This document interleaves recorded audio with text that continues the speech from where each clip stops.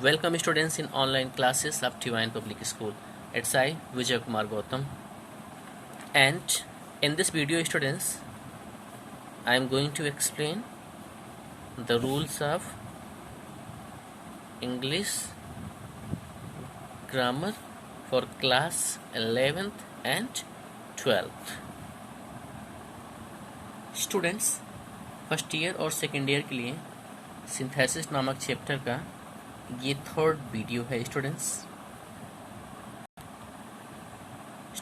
मैं इसमें आपको ये बता रहा हूँ कि कैसे दो या दो से अधिक सेंटेंसेस सिंपल सेंटेंसेस को मिलाकर एक सिंपल सेंटेंस का फॉर्मेशन किया जाता है। आज का जो रूल है, रूल नंबर 1, वो है नाउन या phrase in apposition।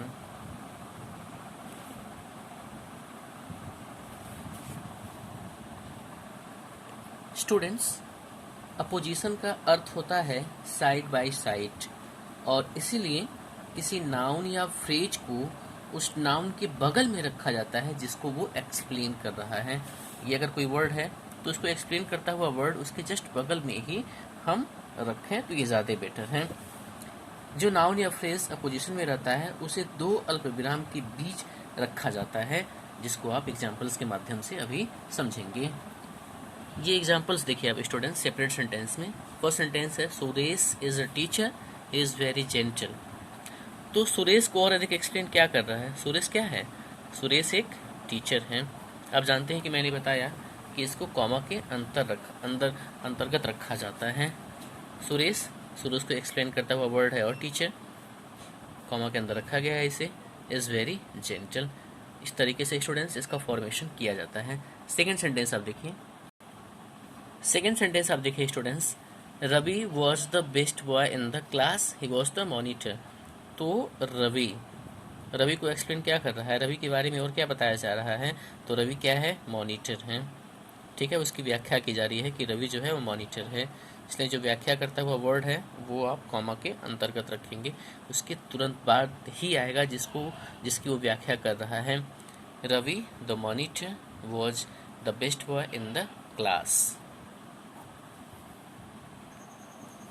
स्टूडेंट्स, आपको इस एक्सरसाइज में 9 सेंटेंसेस दिखाई दे रहे होंगे।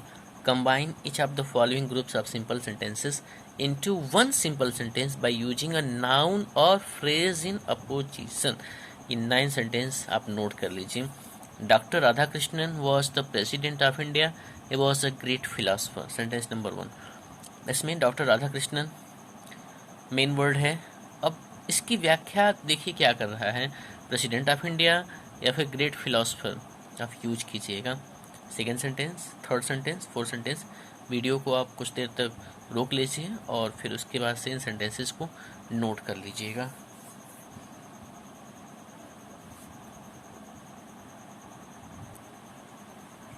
नेक्स्ट रूल है स्टूडेंट्स, एडवर्ब या एडवर्बियल फ्रेज का प्रयोग करके भी दो या दो से अधिक सिंपल सेंटेंसेस को एक सिंपल सेंटेंस में कन्वर्ट कर दिया जाता है। एडवर्ब साधारणतया ly का प्रयोग करके बनता है। यदि एक वाक्य के कुछ शब्द मिलकर एडवर्ब का कार्य करते हैं तब उसे एडवर्बियल फ्रेज कहते हैं। ध्यान दीजिएगा, यदि एक वाक्य के कुछ शब्द मिलकर एडवर्ब का काम करते हैं तो वो एडवर्बियल फ्रेज बन जाता है। सिंगल है तो वो एडवर्ब है। यह विधि तब प्रयोग में लाई जाती है जब दोनों वाक्यों में से कोई एक वाक्य दूसरे वाक्य की मुख्य क्रिया की विशेषता प्रकट करता है। जो वाक्य विशेषता प्रकट करता है उसे एडवर्ब या एडवर्बियल फ्रेज में बदल देते हैं। जैसे मैं एग्जाम्पल्स के माध्यम से इसको प्रूव करूंगा। देखिए स्टूडेंट्स, यहाँ 2 सेंटेंस हैं। He went to college, he was punctual. यहाँ दूसरे वाक्य का जो ये पंक्चुअल शब्द है, यह पहले वाक्य की क्रिया वेंट की विशेषता बताता है। अतः पंक्चुअल शब्द को एडवर्ब में बदलकर हम दोनों वाक्यों को इस तरीके से लिख सकते हैं, he went to college punctually. यहाँ स्टूडेंट्स ये एडवर्ब है क्योंकि सिंगल वर्ड है, बहुत सारे वर्ड्स मिलकर एडवर्ब का काम नहीं कर रहे हैं। तो ये एग्जाम्पल है।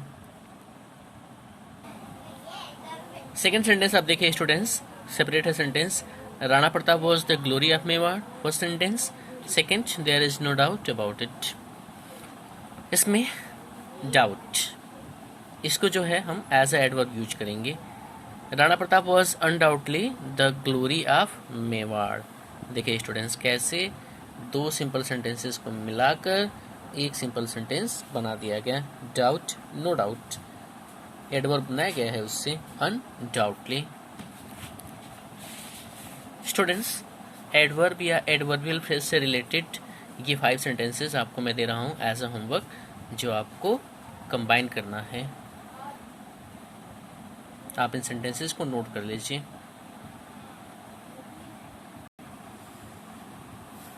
स्टूडेंट्स, नेक्स्ट रूल है using nominative absolute. Nominative absolute उस कर्ता को कहते हैं जो वाक्य में स्वतंत्र रहता है। यह पार्टिसिपल से पहले प्रयोग किया जाता है। ऐसे कर्ता का कोई भी प्रभाव वाक्य के वर्ब पर नहीं पड़ता, क्योंकि यह न तो किसी फाइनाइट वर्ब का कर्ता होता है और न कर्म।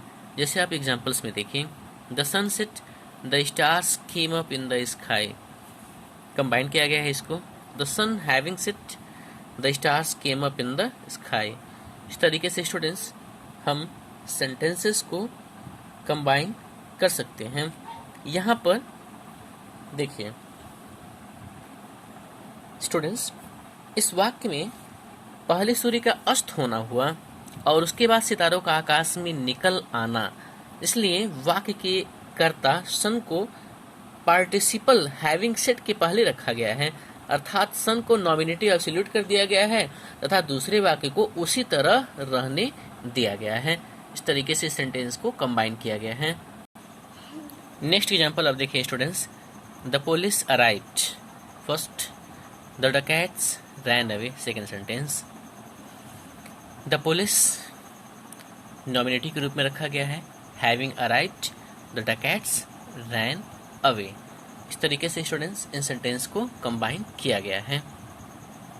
स्टूडेंट्स, जब वाक्य में क्रिया is, am, are, was, were का अगर प्रयोग किया गया है तो सहायक क्रिया के रूप में नहीं होता, सब्जेक्ट के पश्चात बीइंग का प्रयोग किया जाता है।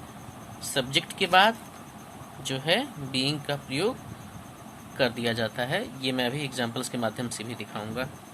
वर्ब से रिलेटेड नॉमिनेटिव एब्सोल्यूट के अंतर्गत ये फर्स्ट रूल है। सेकंड है कि सब्जेक्ट के पश्चात हैविंग का प्रयोग एक्टिव वॉइस में किया जाता है। ये रहा सब्जेक्ट, और अगर इसके बाद हैविंग का प्रयोग किया जा रहा है नॉमिनेटिव एब्सोल्यूट में, इसका मतलब कि वो सेंटेंस एक्टिव वॉइस में है। थर्ड रूल है, अगर सब्जेक्ट के पश्चात, ये रहा सब्जेक्ट, और सब्जेक्ट के बाद अगर जो है हैविंग बीन का प्रयोग किया जा रहा है तो इसका मतलब कि वो सेंटेंस पैसिव वॉइस में है। स्टूडेंट्स, इज एम आर से रिलेटेड जो रूल मैंने अभी आपको बताया उसका आप यहाँ पे देखिए उसे। The teacher was absent, the boys did not work. Was आया हुआ है सेंटेंस में, रूल क्या बताया गया था, इस सब्जेक्ट के बाद बीइंग का प्रयोग किया जाएगा वॉज की जगह पे, या एस एम आर, वॉज, वर, जितने भी बी के फॉर्म आते हैं। The teacher being absent, the boys did not work. Students, इस रूल से रिलेटेड यहाँ पे 8 सेंटेंसेस मैं आपको दे रहा हूँ। Combine the following simple sentences into one simple sentence by using nominative absolute.